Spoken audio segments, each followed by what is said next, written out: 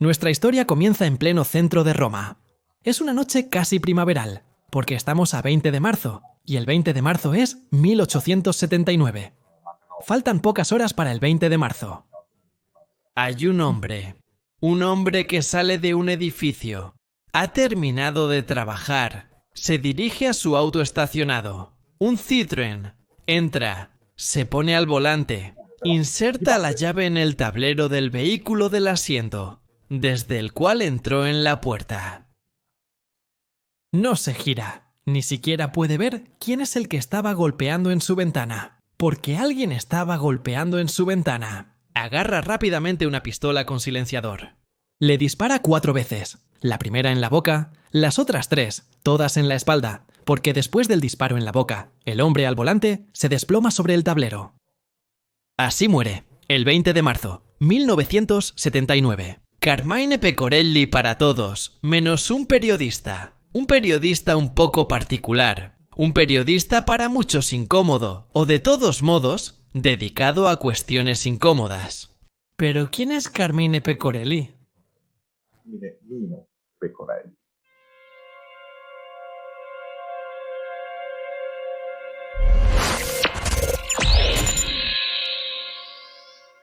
Nació en Molise en 1928. Había hecho la guerra porque, después del desembarco de los aliados en Salerno, había perdido a su madre, que había quedado atrapada en las columnas de refugiados. Es correcto. Justamente para encontrarla, se había alistado en el cuerpo polaco del general Władysław Anders, que estaba luchando para subir por la península. Mino Pecorelli, cuando era joven, entonces, había hecho la guerra, se había alistado como voluntario y había luchado con esos polacos hasta prácticamente las puertas de Rim. Había subido por la cordillera Adriática. Terminada la guerra, había retomado sus estudios de Derecho. Había comenzado una buena carrera como abogado, especializado principalmente en Derecho de Insolvencia, justo en medio de su actividad profesional como abogado. Había descubierto su vocación por el periodismo, porque se le había encargado trabajar como jefe de prensa de un político, un honorable demócrata cristiano, un ministro, el ministro Florentino Suyo. Y justo de esa experiencia como jefe, Mino Pecorelli, ahora todos lo llaman Mino, decidió dar vuelta a la página, dejar de lado los tribunales, las solicitudes de quiebra, las tutorías. Había decidido lanzarse al periodismo. ¿Por qué? Porque le gustaba ese mundo. Sobre todo gracias a la amistad con varios líderes del mundo de la comida.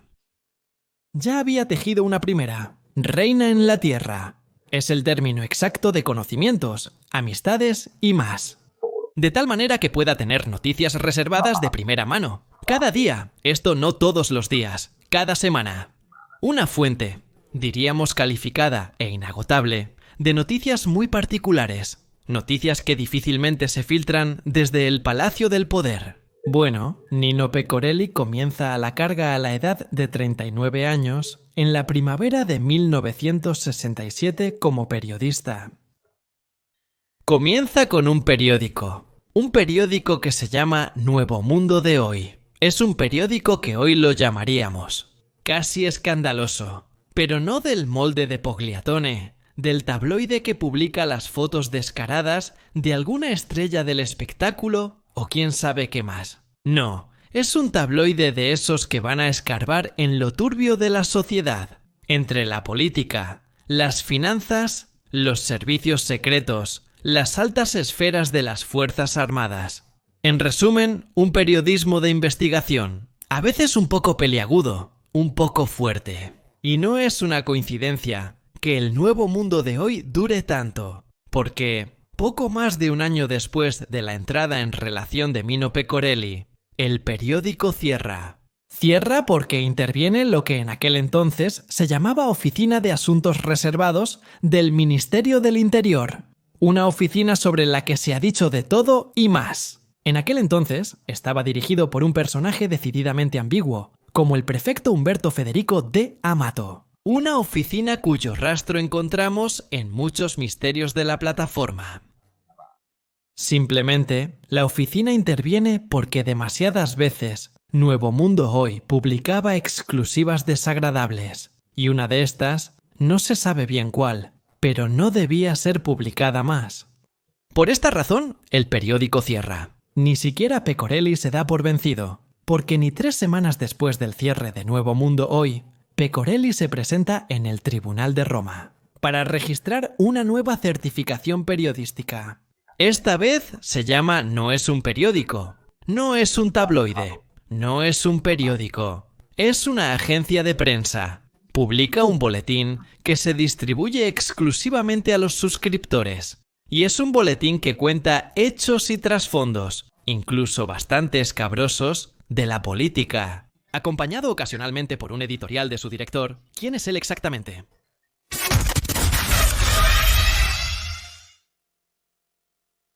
¿Quién está leyendo? ¿Original póster? ¿Ese boletín que llega cada semana a los suscriptores? Bueno, precisamente lo leen los suscriptores, que son principalmente varios. Periódicos, hoy los llamaríamos periódicos convencionales, los periódicos principales del país, pero también las secretarias de los ministerios, las secretarias políticas, incluso los comandos de las Fuerzas Armadas. Porque en esas noticias que Pecorelli publica, muchos buscan el pelo en el huevo, buscan la pistola humeante, buscan el lado más oscuro de Italia de ese periodo de finales de los 60 y principios de los 70. Hay quienes buscan su propio nombre y esperan nunca verlo publicado. Hay quienes quisieran saber más sobre ciertos casos escabrosos de los que Pecorelli trata. Pecorelli comienza a escribir sobre el observatorio político de muchos políticos. Uno de estos es Giovanni Leone, elegido presidente de la República después de Saragat. Leone es muy comentado, no solo porque su elección fue determinada por los votos pesados del MSI, la primera vez que sucede en la historia republicana, también porque se habla de él como un hombre con amistades peligrosas, quizás incluso objeto de corrupción.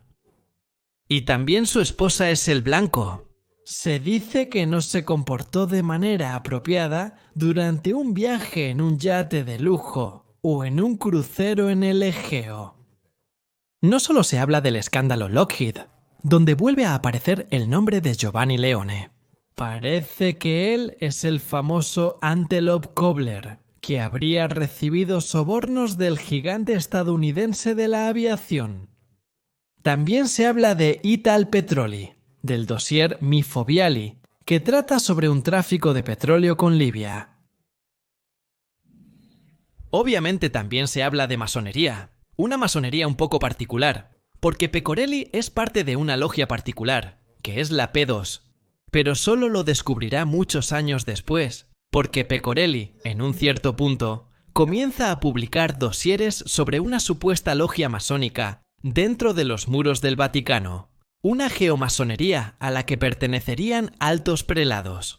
Se habla del secretario de Estado Jean Billot, de su vice Casaroli. Se habla de Monseñor Paul Casimir Balsinkus, el jefe del Instituto para las Obras de Religión. Se habla de muchos altos prelados, incluso aparece el nombre del cardenal de Palermo.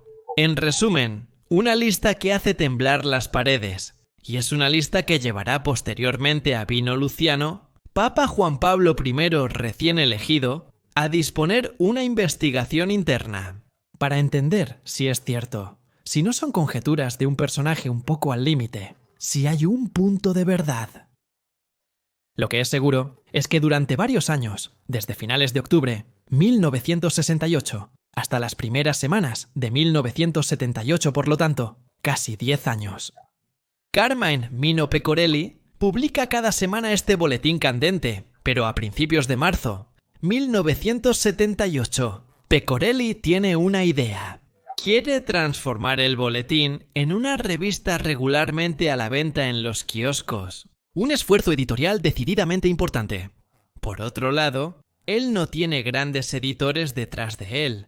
Solo vive de las contribuciones que logra obtener de la política. Y, obviamente, de las suscripciones que se hacen a Souvenina de Argentia. Lanzar una revista real a todo color entre otras cosas, es una experiencia decididamente costosa. Sin embargo, Pecorelli reserva 2 puntos. Según él, es posible. Se verá poco a poco. El primer número sale en coincidencia con el secuestro de Aldo Moro.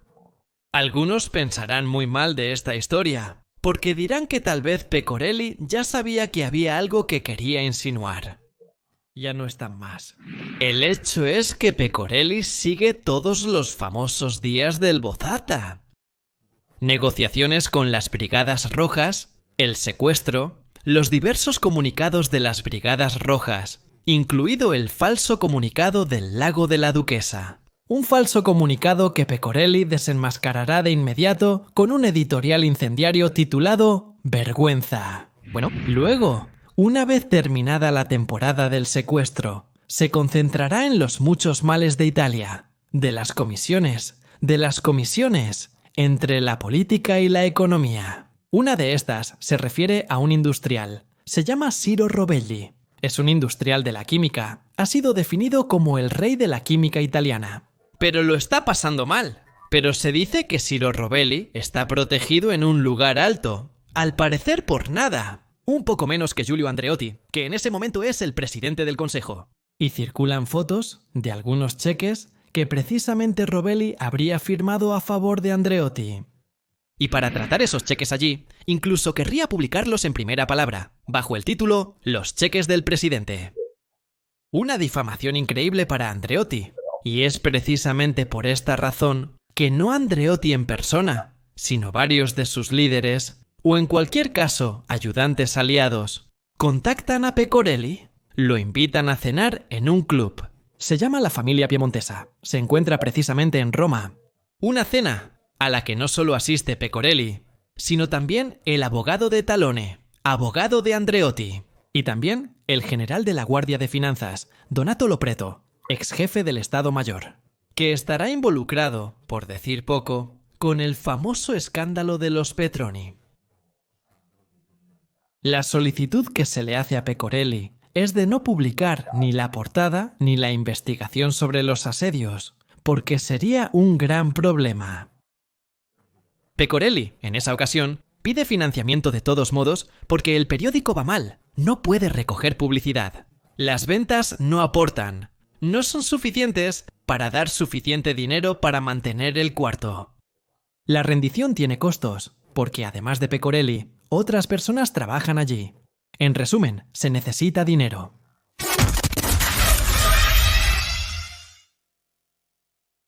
Pecorelli, cuidado, no es un chantajista. No se presenta a la cena diciendo, o me dan el dinero, o yo, y también deben darme dinero para otras cosas. Es convocado, y en esa ocasión es cuando pide dinero.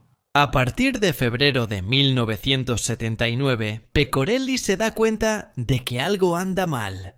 Porque si la política se mueve por primera vez, de manera tan decidida para detener su investigación, significa que quizás ha tocado algunos botones incorrectos.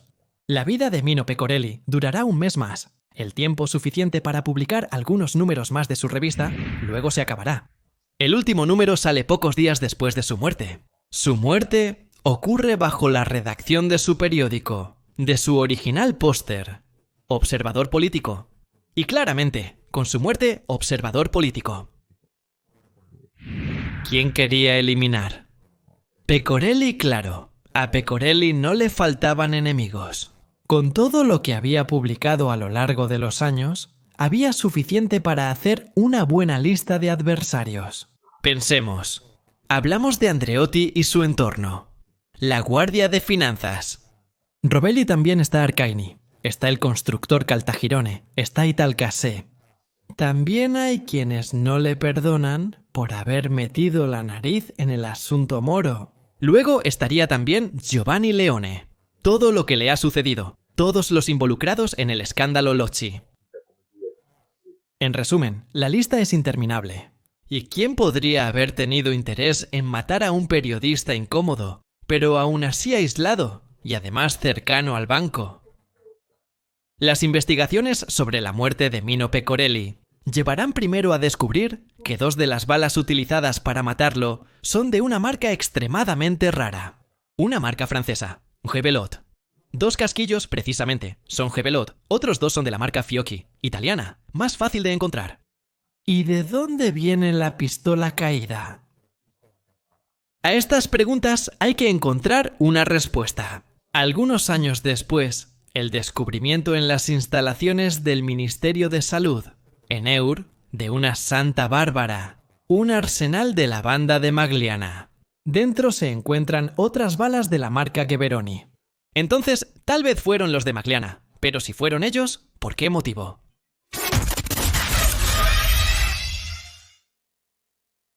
Es cierto que Magliana ha sido definido como una red de crimen organizado al servicio de muchos, no dueños, sino clientes ocasionales. ¿Pero por qué? Pasará un poco de tiempo hasta que Crispino, quien en la imaginación de Cataldo se ha convertido en el frío Crispino, uno de los ex jefes de Magliana, hable y ¿qué dice? Dice que sí. El asesinato de Pecorelli fue llevado a cabo por un miembro de la banda Magliana, Massimo Pernero. Es ciego, un despachador de NAR, pero también a veces coludido, precisamente, con la misma banda, y es asesinado por un sicario llegado desde Sicilia, a quien Angiolino el Rubio lo llama. Se le identifica posteriormente como Bucerandro, la Barbera. Habrían sido ellos dos, Carminati y la Barbera, quienes tendieron la trampa a Carmine Pecorelli. Es el momento. El momento sería una especie de venganza, orquestada por el entorno de Andreotti para complacer al mismo Giulio Andreotti. Porque Pecorelli estaba metiendo su nariz de nuevo después del discurso sobre los famosos cheques al presidente. Estaba metiendo su nariz en otros asuntos demasiado reservados, como por ejemplo el memorial de Aldovano. Eran asuntos de los que Pecorelli no debía ocuparse, porque estaban causando molestias. Por lo tanto, los primos, excepto los famosos cobradores de Sicilia Andreottiani, se habían interesado personalmente en silenciar para siempre a ese periodista. ¿Objetivo? Esta es la tesis que llega al tribunal. En el banquillo habrá varios acusados que se sucederán primero en la Corte de Asises, luego en la Corte de Apelación de Asises y luego en la Casación. La tesis inicial que viene de los arrepentidos de Magliana. También del mendigo Antonio Manzini, de Vittorio Carnovale, de Fabiola Moretti y obviamente de Crispino, es decir, Mauricio Abatuto. Será reafirmada y acompañada también por las palabras de Tommaso Buscetta, quien informará sobre una conversación que tuvo anteriormente con Stefano Bontari, habiendo sabido que el asesinato de Pecorelli habría sido orquestado por Tano Badalamenti. Por lo tanto, en el banquillo de los acusados se encuentran Andreotti, Badalamenti, Angiolino, el rubio identificado como Carangelo Barbera, los primos Salvo y obviamente Massimo Carminati, más Claudio Vidaloro. Todos acusados de concursos no asesinados, algunos como mandantes y otros como ejecutores. ¿Cómo termina el proceso? Todos absueltos en...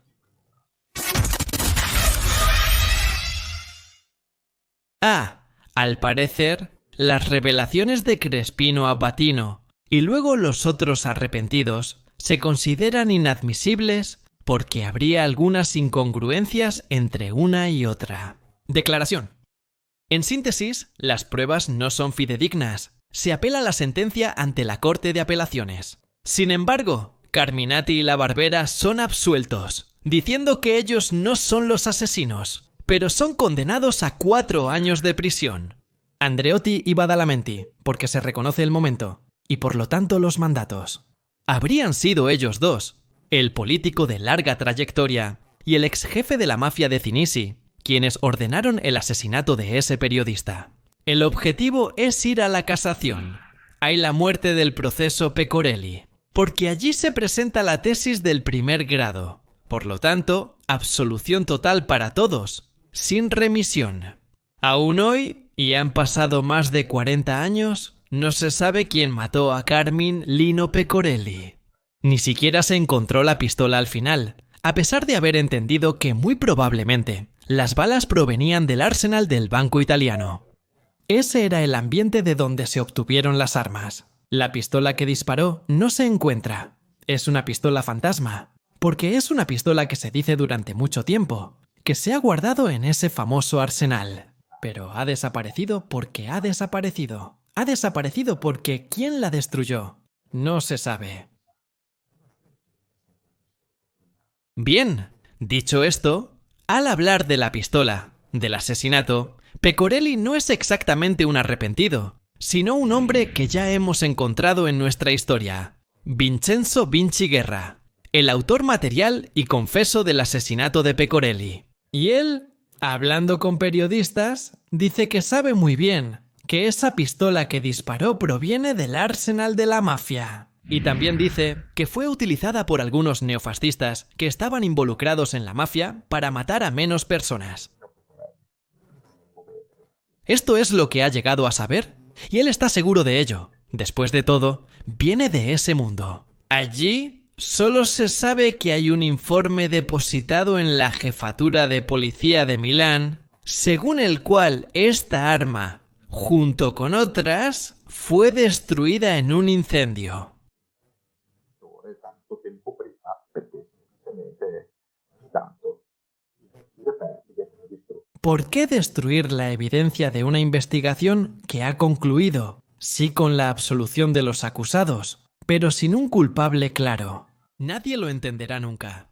Lo que es seguro es que Carmine Mino Pecorelli no logró completar completamente lo que era su misión: encontrar la verdad de los asuntos más escabrosos de Italia, de las cuestiones menos claras. Y, obviamente, si aún estuviera vivo, estaría extremadamente disgustado por esto.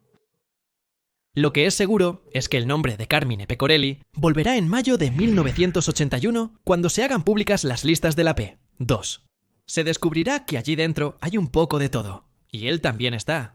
Pero esto en parte ya se sabía, porque en un registro en su casa, las fuerzas del orden habían encontrado los cables y todo lo demás. Otra cosa que no cuadra del asesinato de Pecorelli es su amistad con un personaje que ya hemos encontrado aquí en Noir Italiano, Antonio Toni Cicciarelli, el autor del robo del seno, que era amigo de Pecorelli. El autor, también, entre otras cosas, Cicciarelli, en el primer comunicado número 7, el del lago de la doctora, es siempre el autor de un bolso falsamente abandonado en un taxi. Pocos días después del asesinato de Pecorelli, que remite tanto al caso Moro como al asesinato del teniente coronel de los carabineros, Mariscoli, es un asesinato que es algo enigmático. No es un tonificare enigmático. Alguien le tapó la boca para siempre, después de ese famoso robo del siglo. Son todos misterios. Como dijo Montani y como informó Buscetta, hay cosas que están concatenadas, vinculadas entre sí. Entonces quizás Moro, Varisco, Pecorelli, Cicciarelli son todas cosas entrelazadas por ellos. Y quién sabe si antes o después se logrará encontrar al niño, si se logrará encontrar la cerradura para abrir las cadenas, sobre todo abrir el armario de secretos. Todavía hay muchos secretos. No solo quien cometió el término Pini Hoy, el término Pini no ha tenido, como él, muchos otros. Y nosotros siempre nos quedamos con el Internet. Porque ni siquiera nosotros podemos entender el porqué de ciertas muertes inexplicables o, en algunos casos.